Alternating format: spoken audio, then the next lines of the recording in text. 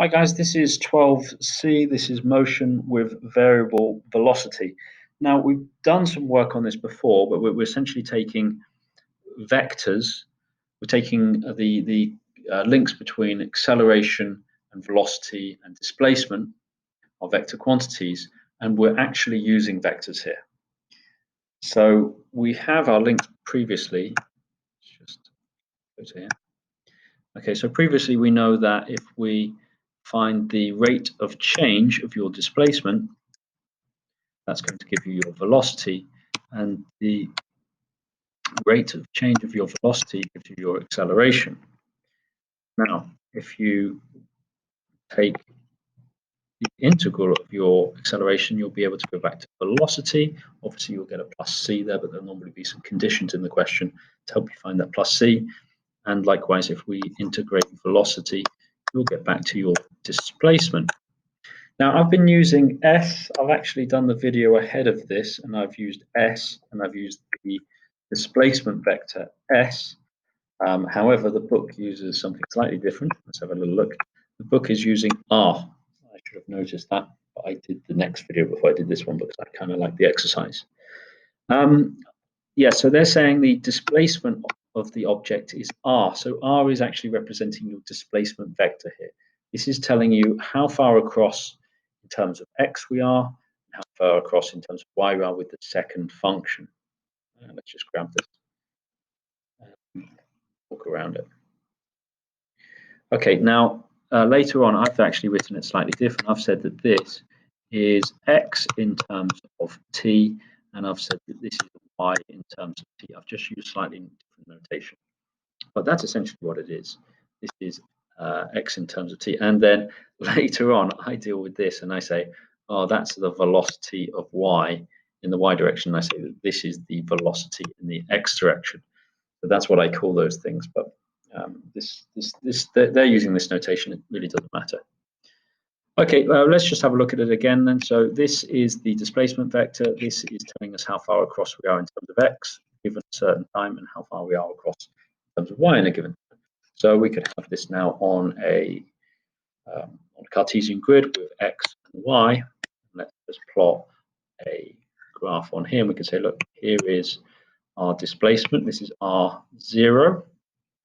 Okay, I could call it R0, or I could call it R0 there as well. Later on, I've also used S of 0, so I might just use R0 there. And likewise, you could say after 1 second or 1 minute, whatever you're using, often seconds, say it's R1. If you say that this is R2 after 2 seconds, and that's where we are in terms of a Cartesian grid. This is not representing, say, for example, your X distance with respect to time, or what we would previously do as your displacement with respect to time. That's the situation where you're going up and down a track. So there's only one direction, but now we have two directions. So this is really quite powerful stuff. Okay, so that's what's happening with R. In terms of V, if you differentiate the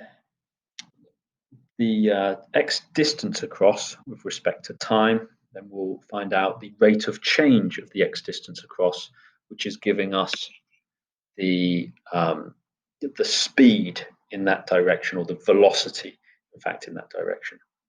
Because, of course, it has that direction. It's in the direction of X, so yeah, sure, it's velocity.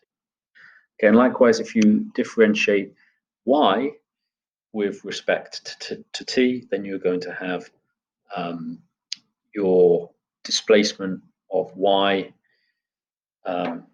with respect to time, which is, yeah, it's going to give you your velocity in terms of Y. Okay, hopefully that's clear. And then if you differentiate again, so you'll find your acceleration. So this is just the derivative of the one before. So this, differentiating with respect to time again is going to give us our rate of change of the velocity. So we're dealing with that twice. So you can put X in there if you want to, because that's essentially what F1 is, this thing here. So that's essentially going to give us our acceleration, what we were talking about before. If you want, you can also say that that's the first derivative of your velocity. So that's also equal to your acceleration. So we've just applied it twice here. We're doing d dt twice to find the rate of change of the velocity. Sorry guys, I'm using a lot of words here, and I'm not sure that's making anything particularly clearer. Okay, so let's go on, let's have a look at the question. So example number 3.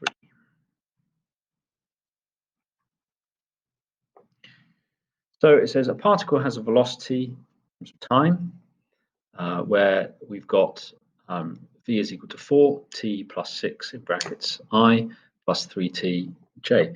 Now, I prefer working in column vectors, so I change that straight away into the column vector. I change it into 4. Oh, slow again.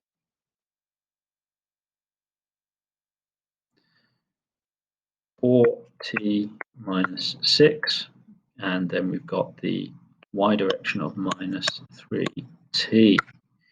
Okay, so that's our vector in this case, and if you want, you can put on your meters per second. I'm sorry, there's no minus in front of that one. Okay, so then it says find the speed of the particle when t is 3. Well, that's dead easy. You just substitute 3 into both of those. So you're getting 12 to take away 6 is 6, and substituting 3 into the second component there, giving us our minus 9. Let's see if I can get through on this one. Oh, the pen is playing up. I'm just going to get off that. I'm going to come back to this. Okay. A little bit of a break for your brain here, okay? Right, see if I can see if it's working now.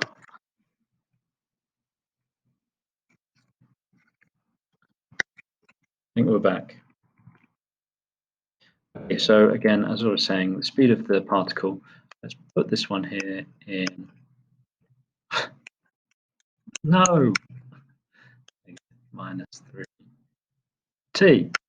Right, if we put in t is equal to 5, we get 3, sorry, we get on top there 12t was 6 and minus 9 on the bottom. And if you apply to this one here your Pythagoras, you should be able to get your answer. Okay, so I'm not going to take that through because it's taking me so long to write. But apply Pythagoras, basically 6 squared plus 9 squared and the square root. Okay, find the time at which the direction of the movement of the particle is parallel to j. Well, when it's parallel to j, then it will have no I component. So it will mean that v will just have this, will just be going upwards, and we don't know where.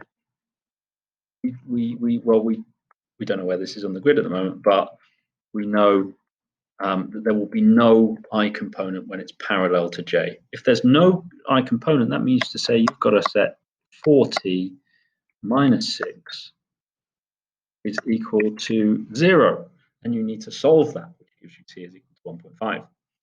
Next bit says show that the acceleration of the particle is constant. Well, to accelerate, we need to apply. To accelerate, we need to apply. Find acceleration, we need to apply the derivative of the velocity. So we need to differentiate this one again, each of those components to get the acceleration vector. Let's have a look. If we differentiate the top of this, you'll get 4. And if you differentiate the bottom of this, you'll get minus 3. So the acceleration is going to be in the vector a equals 4 and minus 3. That shows you that it's constant because it's not dependent on t, but you could actually work out the acceleration as well by doing 4 squared plus 3 squared plus minus 3 squared in brackets and square root, which is 5. So the acceleration is 5 meters per second squared. Let's just see what they do on their answer. They've just said, look, 4i plus 3j, it's constant. By the way, if you write things in component form here with i's and j's, I, of course, being the vector 1, 0, j being the vector 0, 1. If you write things in component form or in column form, it doesn't matter. I prefer to put things into column form. I think it makes a bit more sense, or it's easier to work with. Okay, let's look at the last part of this question. Hobbling through on this one a little bit because the pen's struggling. It says D, give given that the displacement of the particle when t is equal to 5 is equal to 4I, find the expression for its displacement at time t. So we've got the velocity vector. Now to get back to the displacement vector, we're going to need to integrate that. Let's see if we can do that. So that's going to give us 4t squared divided by 2. Oh, it's working. Minus 6t plus c. I'm going to call that c1, the first of my constants. That's the integral of this bit here. And the integral of this bit is going to give us 3t squared divided by 2. Oh, it's working. Great. And then there's a minus on that one as well, of course. And there we go, plus c2. So that is our displacement vector, what they were calling r in terms of t. And it is in terms of t. It's got c in there as well. C is just a constant. One and t for a constant. So given that the displacement of the particle when t is equal to 0 is 4I, so I know when this and this equals to 0, I'm just left with t is equal to 0, r is equal to, so the vector r is equal to c1 and c2. But we're also told in the information in the question that it's equal to 4I, so that's 4 across and none up or down, which means that c1 has got to be equal to 4 and c2 has got to be equal to 0. So that's 4 over here. That's 4, and there's nothing on the end there. So that's what our final vector is going to look like there. Let's just see if that's what they're saying as well. Yeah, that's the same expression. Did I forget to cancel? Yeah, I haven't cancelled my 4 with my 2 there. But you can see they've just tidied this one up at the end, and they've put it in component form again. Okay, guys, well, thank you for listening in. The next video is absolutely epic. The next video is going through the investigation. This is a really good thing to go through and try to go through yourself. That's for 12D. It goes on for nearly an hour, the video. So I would suggest that you try and do every single part on your own and then try and see if it's right by watching the video after that. It's really quite tricky, this. Okay, guys, well, thank you very much for listening, and good luck with the exercises.